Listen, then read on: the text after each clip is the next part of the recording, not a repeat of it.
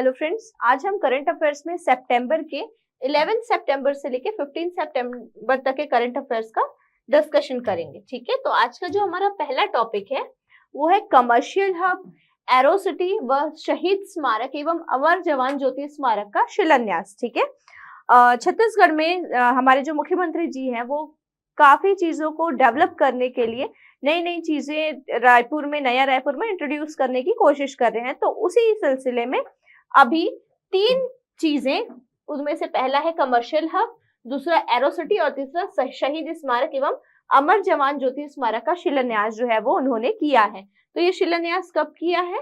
12 सितंबर को किया है, 12 सितंबर को। और किसके द्वारा किया गया शिलान्यास जो है वो मुख्यमंत्री श्री भूपेश बघेल जी के द्वारा किया गया है। तो अब हम एक साथ एक एक करके इन तीनों चीजों के बारे में जानेंगे। ठीक है, तो हमारा जो पहला क्षेत्र जिसका शिलान्यास किया गया है वो है कमर्शियल हब। ये किस लिए है?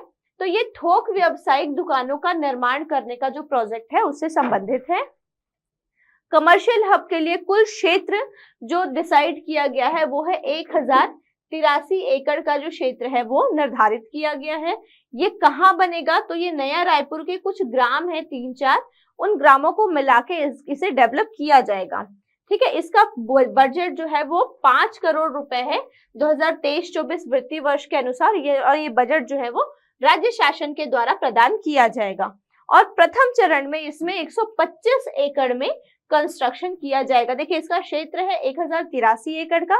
1083 एकड़ में से फर्स्ट जो फेस है, प्रथम चरण है, उसमें 125 एकड़ में इसका कंस्ट्रक्शन किया जाएगा। अब इस कमर्शियल हब की क्या विशेषताएं होंगी? तो इसकी विशेषताएं होंगी कि भूखंड का उपयोग सार्वजनिक और अर्ध सार्वजनिक रूप से किया जाएगा। ठीक है, सुव्यवस्थित थोक व्यवसायिक बाजार का निर्माण किया जाएगा। मतलब ये है कि जैसे कि थोक बाजार होते हैं वो जो नहीं सेटल्ड है वो काफी अव्यवस्थित रूप में होते हैं, तो एक व्यवस्थित रूप में थोक बाजार का निर्माण जो है वो इस कमर्शियल हब में किया जाएगा। ठीक है, अब थोक व्यवसाय से जुड़ी सभी सुविधाएं व भौतिक अधोसंरचना जो है वो उच्च मानकों पर इस हब में प्रदान की जाएगी। और इस परियोजना के द्वारा आसपास के क्षेत्रों में रोजगार की संभावना जो है वो बढ़ेगी। ये इसका सबसे इंपॉर्टेंट विशेषता है। अब इसके बाद जो दूसरा है हमारा वो है एरोसिटी, जो कि है एक वाणिज्यिक संस्थान, शॉपिंग कॉम्प्लेक्स है। ठीक है, तो अब ये जो है वो संबंधित है हमारे एयरपोर्ट से संबंधित है कि हमारा जो एयरपोर्ट है उसके आसपास एक ऐसा क्षेत्र का निर्माण करना है वहां पे कि उसे काफी अच्छे से डेवलप कर पाए, उससे रोजगार की संभावनाएं बढ़े और वो दिखने में भी काफी अच्छा हो। तो इसकी डिटेलिंग देखते हैं कि इसकी घोषणा जो है वो हमारे मुख्यमंत्री जी ने हमारे मुख्यमंत्री श्री भूपेश बघेल जी ने 26 जनवरी 2023 को की थी। ठीक है, ये जो एरोसिटी है वो कहाँ बन रहा है? तो ग्राम बरोदा और रमचंद में, जो कि नया रायपुर में स्थित है। और इसे बनाने का उद्देश्य क्या है? तो यात्रियों की सुविधाओं को बढ़ाना। अब कौन से यात्रियों की सुविधाओं को बढ़ाना? वो यात्री जो एरोप्लेन से ट्रेवल कर रहे हैं और स्वामी विवेकानंद एयरपोर्ट पे लैंड कर रहे हैं, तो उनके लिए, उनकी व्यवस्थाओं के लिए ये जो एरोसिटी है वो बनाया गया है। ठीक है, अब एयरपोर्ट क्षेत्र का वाणिज्यिक विकास और तीसरा है रोजगार सृजन की। यहाँ पे कुछ ऐसे कमर्शियल हब्स बनाए जाएंगे, कुछ होटल्स का निर्माण किया जाएगा जिससे रोजगार जो है वो बढ़ेगा। अब ये जो एरोसिटी है वो कितने क्षेत्र में बन रहा है? कुल 216.63 एकड़ के क्षेत्र में इसका निर्माण किया जा रहा है, जिसमें से इसे बेसिकली 3 सेक्शंस में डिवाइड किया जाएगा: वाणिज्यिक संस्थान, शॉपिंग कॉम्प्लेक्स और होटल। तो इस एरोसिटी में कुल 4 वाणिज्यिक संस्थान बनाए जाएंगे। ठीक है, और जिनका जो क्षेत्र होगा वो 0.62 से 3.1 एकड़ तक का होगा। ठीक है, वहां पर एक शॉपिंग कॉम्प्लेक्स बनाया जाएगा जिसका क्षेत्र होगा 0.82 एकड़ और एक होटल का निर्माण किया जाएगा जिसका क्षेत्र होगा 1.44 एकड़। तो इस प्रकार से जो एरोसिटी है वो कुल 3 पार्ट में डिवाइडेड होंगी: वाणिज्यिक संस्थान, शॉपिंग कॉम्प्लेक्स और होटल में। ठीक है, अब इसके बाद जो तीसरा शिलान्यास किया गया है वो है शहीद स्मारक एवं छत्तीसगढ़ अमर जवान ज्योति स्मारक, ठीक है। तो जो छत्तीसगढ़ के शहीद जवान हैं उनको ट्रिब्यूट देने के लिए इसका निर्माण किया जा रहा है। तो देखते हैं डिटेलिंग क्या है। तो ये ग्राम परसदा जो नया रायपुर में स्थित है वहां पे इसका निर्माण किया जा रहा है। इसका जो क्षेत्र है वो कुल 42.931 एकड़ है। अब इस 42.931 एकड़ में से 7 एकड़ में शहीदों के नाम को उत्कीर्ण किया जाएगा। कुल 2700 शहीदों के नाम जो है वो 7 एकड़ में उत्कीर्ण किए जाएंगे, ठीक है। अगला 6 एकड़ में छत्तीसगढ़ अमर जवान ज्योति स्मारक का निर्माण किया जाएगा। 1500 मीटर स्क्वायर में स्मारक म्यूजियम बनाया जाएगा और 21 प्लाटून कमांडर हेतु परेड ग्राउंड का निर्माण किया जाएगा, ठीक है। इसके अलावा जो जिन चीजों का निर्माण यहाँ पे होगा वो होगा बगलर प्लेटफॉर्म, जिसमें कि 400 दर्शकों हेतु दरगाह का निर्माण किया जाएगा, उनकी सिटिंग अरेंजमेंट रहेगी। 40 वर्ग मीटर में विशिष्ट अतिथि दरगाह रहेगी और 1400 मीटर स्क्वायर में 60 जवानों के लिए बैरक और पार्किंग आदि की व्यवस्था जो है वो यहाँ पे की जाएगी, ठीक है। ये जो है उसका कुल बजट है हमारा 47.75 करोड़ रुपए का बजट इसके लिए निर्धारित किया गया है। अगला जो टॉपिक है हमारा वो है महिला सुरक्षा को लेकर प्रधानमंत्री की घोषणा पर आदेश जारी। अब जैसा कि हमने अभी देखा था कि 15 अगस्त को हमारे जो मुख्यमंत्री श्री भूपेश बघेल जी है उन्होंने घोषणा किया था कि महिलाओं से संबंधित किसी भी छेड़छाड़ का जो मामला आता है तो ऐसे करने वाले जो व्यक्ति हैं उसे किसी भी सरकारी नौकरी के लायक नहीं समझा जाएगा और उसे सरकारी नौकरी नहीं दी जाएगी। ये घोषणा उन्होंने 15 अगस्त को अभी हाल ही में की थी। इस घोषणा को आदेश में तब्दील कर दिया गया है और अब आगे से जैसे ही उसे आदेश में तब्दील किया गया है उस डेट से अब इस पर अमल किया जाएगा। तो इसकी डिटेलिंग देखते हैं कि इसकी घोषणा कब हुई थी। 15 अगस्त 2023 को। ये आदेश कब बना है? 11 सितंबर 2023 को, ठीक है। अब हम देखते हैं कि वास्तविक आदेश क्या निकला है। तो आदेश है कि कोई भी उम्मीदवार जिसे महिलाओं के विरुद्ध किसी अपराध का सिद्ध दोषी ठहराया गया हो किसी सेवा या पद पर नियुक्ति के लिए पात्र नहीं होगा। परंतु जहां तक किसी उम्मीदवार के विरुद्ध न्यायालय में ऐसे मामले लंबित हों तो उसकी नियुक्ति का मामला जो है वो आपराधिक मामले का अंतिम निश्चय करने तक लंबित रखा जाएगा, ठीक है।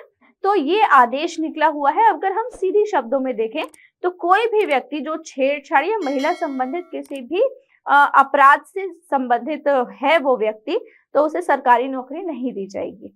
अब मान लीजिए कई बार क्या होता है कि हर चीज के कुछ फायदे और कुछ नुकसान होते हैं। तो कई बार हम देखते हैं जैसे दहेज प्रताड़ना अधिनियम ये सब में कि इनका दुरुपयोग भी होता है। तो इस दुरुपयोग को रोकने के लिए कि कोई भी इस आदेश का दुरुपयोग न कर पाए, इसके लिए एक प्रावधान ये किया गया है कि जब तक न्यायालय में ये जो मामला है वो चलेगा तब तक जो व्यक्ति है जो छेड़छाड़ का आरोपी है अगर उसकी नियुक्ति किसी क्षेत्र में हुई है तो उस नियुक्ति को लंबित रखा जाएगा। अब जब न्यायालय का फैसला आएगा और अगर वो व्यक्ति दोषी सिद्ध होता है तो उसे वो नौकरी नहीं मिलेगी और यदि वो दोषी सिद्ध नहीं होता है तो वो अपनी नौकरी कंटिन्यू कर सकता है, ठीक है। तो ये आदेश जो है वो अब जारी हो चुका है। अब जो व्यक्ति अपराधी है उसमें कौन कौन से भारतीय दंड संहिता के अनुसार कौन कौन सी धाराएं लगेंगी उनके बारे में थोड़ा सा देख लेते हैं। तो भारतीय दंड संहिता 1860 में जो धाराएं उस व्यक्ति के ऊपर लगेंगी वो है, पहला है 354 जो कि है किसके लिए है, शील भंग करने के इरादे से हमले पर सजा संबंधित है। धारा 376 जो कि बलात्कार का मुकदमा संबंधित है। 376 का क जो है वो अलगाव की स्थिति में पति द्वारा पत्नी पर जबरदस्ती पर मुकदमा के लिए है। 376 ख जो है वो स्त्री को अपने संरक्षण में रखकर जबरदस्ती करना जो है वो अपराध है और इसके लिए सजा संबंधित है। फिर धारा 376 ग जो है वो पद पर रहते हुए किसी स्त्री को जो उसके अधीन है शारीरिक संबंध के लिए मानसिक प्रताड़ना देने के लिए संबंधित है। और धारा 376 घ जो है वो सामूहिक बलात्कार की सजा निर्धारित करती है। तो इस तरीके से 354, 376 और इसके अलावा भी धारा 509 जो संबंधित है कि महिला के अपमान के इरादे से शब्द, हाव भाव या किसी कार्य के अपराध संबंधित जो है वो सजा का प्रावधान करती है। फिर धारा 493 जो बोलती है कि विवाह का आश्वासन देकर शारीरिक लाभ उठाने वाले व्यक्ति की सजा निर्धारित करती है। धारा 496 जो कि है धोखे से गैर वैधानिक तरीके से शादी करने पर सजा। धारा 498 जो है वो बोलती है कि पति या रिश्तेदार द्वारा क्रूरता करने पर सजा। ठीक है, और इसके अलावा इन सारी धाराओं के अलावा लैंगिक अपराधों से बालकों का संरक्षण अधिनियम, जिसे हम पॉस्को एक्ट बोलते हैं, 2012 जो है वो भी अपराधी पर लागू होगा। तो इस तरीके से छत्तीसगढ़ शासन ने अपनी तरफ से काफी सिक्योर किया है महिलाओं को, और जो व्यक्ति अपराध कर रहा है या अपराध करने की सोच भी रहा है तो उसके लिए कड़ा नियम इन्होंने निकाला है महिलाओं की सुरक्षा सुनिश्चित करने के लिए। ठीक है, अब जो अगला टॉपिक है हमारा वो है छत्तीसगढ़ को राष्ट्रीय पुरस्कार।